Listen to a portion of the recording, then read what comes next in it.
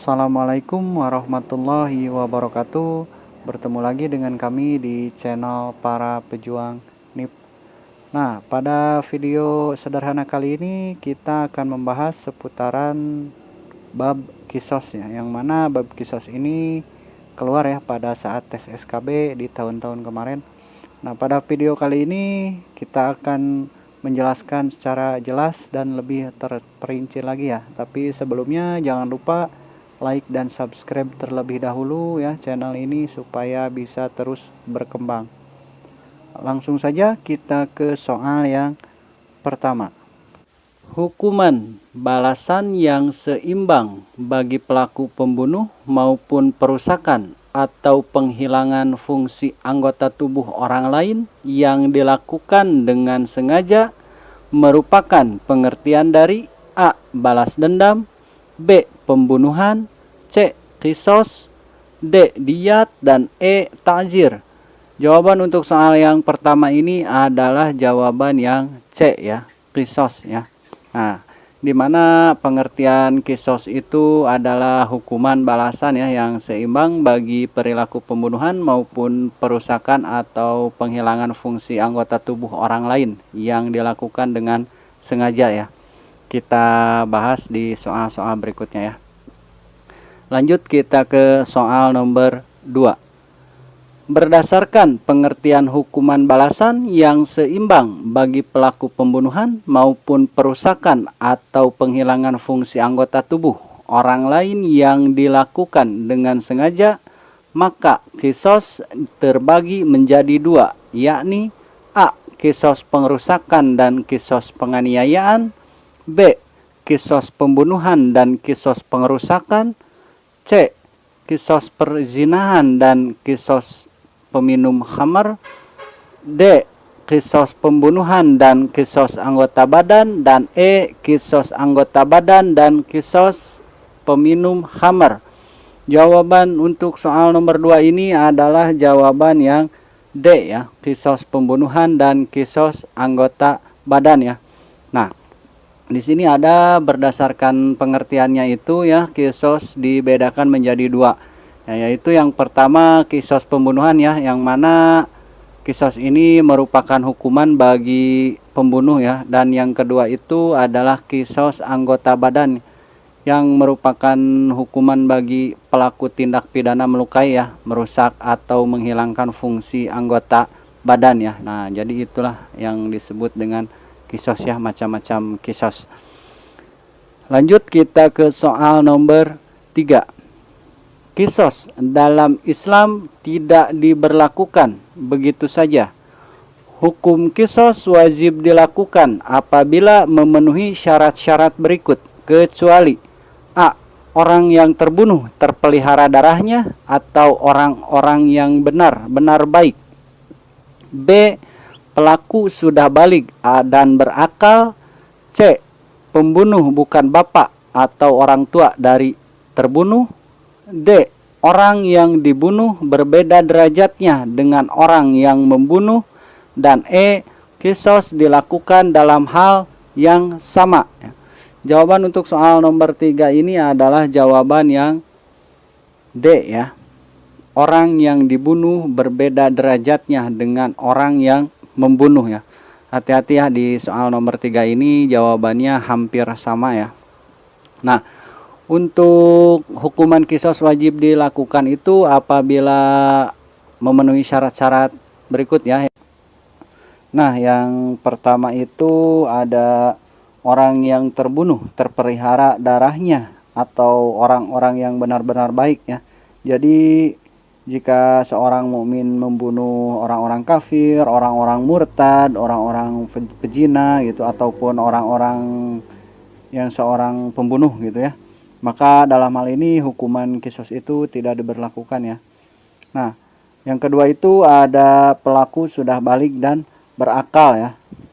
Yang ketiga ada pembunuh bukan bapak atau orang tua dari terbunuh ya. Nah, jika seorang bapak atau orang tua membunuh anaknya sendiri itu, maka ia tidak akan diqisas ya. Nah, untuk hal ini nanti kita bahas lebih rinci di soal berikutnya ya. Yang keempat itu ada orang yang dibunuh sama derajatnya dengan orang yang membunuh ya. Nah, seperti muslim dengan muslim gitu. Terus merdeka dengan merdeka dan hamba sahaya dengan hamba sahaya. Nah, seperti itu ya. Nah, yang terakhir itu ada kisos dilakukan dalam hal yang sama ya. Jadi jiwa dengan jiwa, mata dengan mata dan lain sebagainya ya. Nah, seperti itu. Lanjut kita ke soal nomor, seorang muslim yang tidak akan dihukum kisos apabila membunuh seorang kafir. Akan tetapi satu kaum kafir yang tidak boleh dibunuh, dan apabila muslim membunuh kaum kafir tersebut, maka hukum kisos akan diberlakukan bagi muslim itu. Kaum kafir tersebut adalah A. Kafir Quraisy, B. Kafir Harbi, C. Kafir Zimmi, D. Kafir Dumrah, dan E. Kafir Najran. Jawaban untuk soal nomor 4 ini adalah jawaban yang C ya, kafir Zimmi. Nah, dimana menurut hukum kisos itu ya, kafir terbagi menjadi dua ya, tetapi ada juga yang mengatakan bahwa kafir itu terbagi menjadi 4 ya. Tapi kita di sini membahas dua saja ya yang umum diberlakukan ya. Nah, yang pertama ini ada kafir harbi dan yang kedua ada kafir zimmi ya. Nah, untuk kafir harbi sendiri itu adalah kafir yang melakukan tindak kezaliman ya kepada kalangan muslimin sehingga sampai pada tahapan memerangi gitu. Nah, seorang muslim yang membunuh kafir ini tidak dikisoskan ya dan tidak dikenai hukuman apapun menurut hukum Islam. Nah, sedangkan untuk kafir zimmi sendiri adalah kafir yang berada di bawah kekuasaan penguasa muslim ya dan berinteraksi secara damai dengan kalangan muslim. Nah, penguasa muslim berhak menghukum seseorang muslim yang membunuh kafir zimmi ya. Kan tetapi ada juga sebagian ulama yang mengatakan bahwa seseorang muslim yang membunuh kaum kafir zimmi juga tetap tidak akan diberlakukan hukum kisos ya. Ada juga yang berbeda pendapat tentang hal ini ya. Nah, untuk kafir zimmi ini jadi seolah-olah mengingatkan kita terhadap toleransi ya, toleransi yang harus diberlakukan kepada kaum kafir yang secara damai ya, berinteraksi dengan kalangan muslim. Jadi seperti itu. Selanjutnya kita ke soal nomor 5. Seorang pelaku pembunuhan tidak diberlakukan hukum kisos, akan tetapi akan diganti dengan hukuman ta'zir sesuai dengan keputusan hakim supaya memberikan efek jera. Hal tersebut diberlakukan kepada A. Kakak kandung yang membunuh adik kandungnya, B. Orang tua atau bapak yang membunuh anaknya, C. Anak yang membunuh orang tua atau bapak kandungnya, D. Suami yang membunuh istrinya, dan E. Muslim yang membunuh kafir harbi. Jawaban untuk soal nomor 5 ini adalah jawaban yang B ya, orang tua atau bapak yang membunuh anaknya ya. Nah, dalam hal ini hakim berhak menjatuhkan hukuman ta'zir ya kepada orang tua tersebut. Nah, hukuman lain yang dapat membuatnya jera seperti itu ya. Akan tetapi jika seorang anak membunuh orang tuanya sendiri, maka anak tersebut wajib ya dihukum kisos ya. Nah, seperti itu.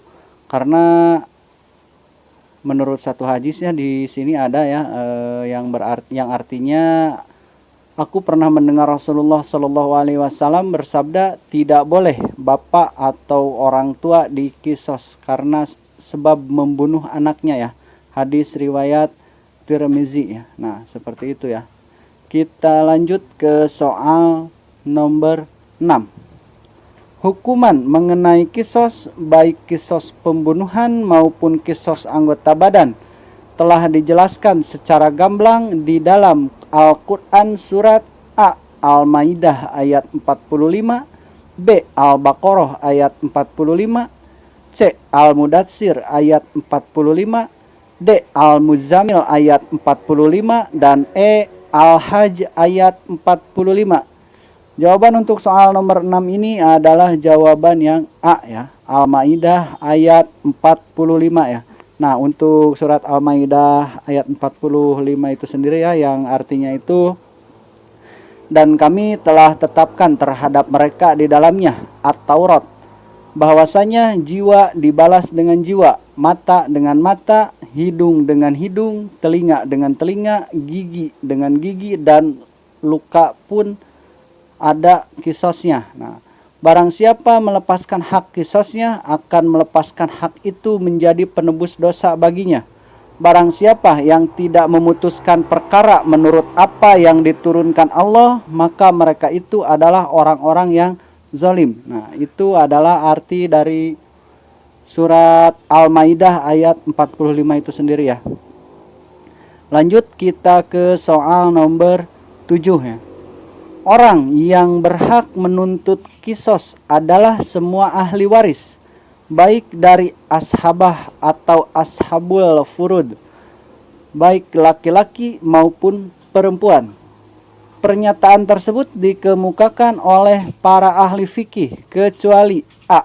Imam Hanafi, B. Imam Hambali dan Maliki, C. Imam Syafi'i, D. Imam Maliki, dan E. Imam Hambali. Jawaban untuk soal nomor 7 ini adalah jawaban yang D ya, Imam Maliki ya. Nah, karena pendapat dari Imam Maliki itu adalah yang berhak terhadap kisos adalah ahli waris dari ashabah yang laki-laki saja ya. Maka anak, saudara perempuan, istri, dan suami tidak berhak dalam kisos ya. Sedangkan pendapat dari mazhab Hanafi, mazhab Syafi'i, dan juga mazhab Hambali itu adalah orang yang berhak menuntut kisos adalah semua ahli waris ya, baik dari ashabah atau ashabul furudna ya, baik laki-laki maupun perempuan ya. Nah, jadi sedikit ada perbedaan ya antara keempat mazhab. Lanjut kita ke soal nomor 8. Orang yang hanya bersekutu dan menyetujui kesepakatan pembunuhan tanpa ikut langsung dalam praktek pembunuhan tersebut, maka keadaan seperti ini menurut jumhur ulama tidak dikisos, hanya dikenakan hukuman ta'zir dari penguasa atau hakim ya. Akan tetapi hal tersebut tidak bisa dibatalkan hukuman kisosnya menurut A. Mazhab Hanafi, B. Mazhab Hanafi dan Syafi'i, C. Mazhab Hambali, D. Mazhab Syafi'i, dan E. Mazhab Maliki. Jawaban untuk soal nomor 8 ini adalah jawaban yang E ya, Mazhab Maliki, karena beliau itu berpendapat ya bahwa orang yang membantu dalam pembunuhan tetap saja dikisosnya walaupun tidak secara langsung ikut membunuh ya. Jadi seperti otak pelaku seperti itu ya, atau pengintai, penjaga pintu ya, penghambat jalan. Nah, seperti itu juga. Jadi orang-orang yang berperan ya dalam pembunuhan tersebut maka wajib dikisos itu menurut Imam Maliki ya. Selanjutnya di soal nomor 9. Imam Hanafi membagi jenis pembunuhan menjadi 5, sedangkan Imam Maliki membagi jenis pembunuhan menjadi 2, yakni A. Qutlul amdi dan shibhul amdi, B. Khoto dan majri al khoto, C. Qutlul amdi dan tasabub, D. Amdi dan khoto, dan E. Tasabub dan khoto. Jawaban untuk soal nomor 9 ini adalah jawaban yang D ya, amdi dan khoto. Nah, di mana mazhab Hanafi itu membagi hal atau membagi pembunuhan itu ya menjadi 5, yaitu ada qatlul amdi ya, di mana qatlul amdi itu adalah pembunuhan dengan sengaja ya. Yang kedua itu ada shibhul amdi, nah seperti disengaja ya, jadi sepertinya itu disengaja. Nah, yang ketiga itu ada khoto, keliru atau tidak disengaja ya. Yang keempat ada majri al khoto, itu seperti pembunuhan keliru ya. Nah, yang kelima itu ada tasabub, ya, yaitu tidak langsung namun menjadi penyebab. Nah, itu adalah pembunuhan menurut mazhab Hanafi, sedangkan pembunuhan menurut mazhab Malik itu hanya dua ya, yaitu amdi dan khoto, itu saja ya menurut mazhab Maliki. Jadi teman-teman perlu ketahui ya. Selanjutnya di soal nomor 10. Di bawah ini adalah hal-hal yang bisa menggugurkan atau membatalkan kisos kecuali A. Kematian pelaku pembunuhan, B. Dimaafkan oleh ahli waris, C. Perdamaian atas kisos, D. Membayar diat atas permintaan ahli waris, dan E. Membayar diat atas permintaan pelaku pembunuhan. Jawaban untuk soal nomor 10 ini adalah jawaban yang E ya, membayar diat atas permintaan pelaku pembunuhan ya. Yang ditanyakan di sini adalah kecualinya. Nah, hal-hal yang menggugurkan atau membatalkan kisos itu adalah yang pertama kematian pelaku pembunuhan ya. Jadi pelaku pembunuhan itu meninggal sebelum dikisos ya. Nah, yang kedua itu ada pemberian maaf ahli waris ya, atau dari wali korban ya. Jika ahli waris atau wali korban memaafkan pembunuh, maka gugurlah hukum kisos untuk pelaku tersebut ya. Karena ahli waris mempunyai dua hak atas orang yang membunuh saudaranya itu, yaitu diat dan kisos ya. Nah, yang ketiga itu ada perdamaian atas kisos ya. Jadi para ahli fikih itu sepakat ya, berpendapat bahwa bolehnya kesepakatan damai antara pelaku pembunuhan dengan ahli waris ya, atau wali korban ya. Ya, mungkin itu saja video pembahasan latihan SKB CPNS PAI kali ini. Mohon maaf apabila masih banyak kekurangan. Jangan lupa like dan subscribe, bagikan jika video ini